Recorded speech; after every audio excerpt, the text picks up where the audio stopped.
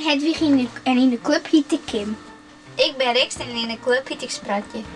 Ik heet Petra en in de club heet ik Melanie. Ik ben Raina en in de club heet ik Lisa. Ik heet Roos en in de club heet... Nee, ik heet Rix en in de club heet ik Roos.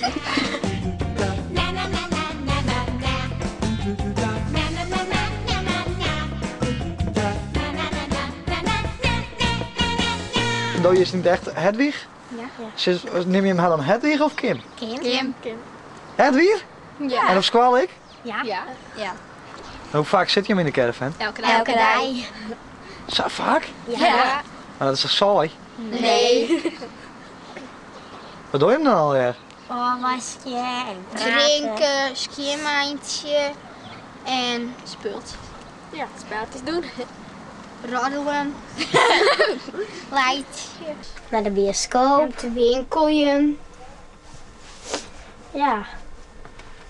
En dan kon ik geheimen vertellen. Ja. Ja. En wat voor geheim ben het dan? Nou, dat is geheim. En helemaal de ruzie? Ja. Zakrek Na nog. 4 minuten moeten we kleren. Zakrek nog, ja. Ja, werd je niet naar ruzie hoor. Omdat we je netjes doen en Hedwig en ik moesten maar weer afwassen. En zei dat dit moest En hun zitten maar weer op de bank en wie maakt dat ik nog zeggen ze suf. En hij met je wel zo jongens? Nee, jawel. Jawel.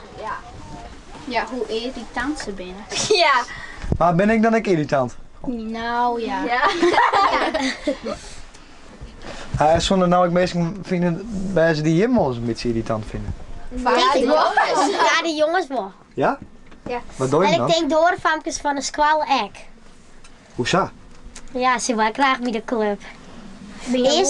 Eerst vonden ze de club net leuk, maar nog aan een caravan en nou ben ze jaloers. Oh? Maar dat zou wel mooi zijn bij de club dan. Nou, de ben maar 4 famkes. Dus. Sommigen van die... Die ben zijn eigen Ja. Nou, volgens mij ben je ik behoor een hele leuk eigen wezen, hè? Nee, hè? Nee.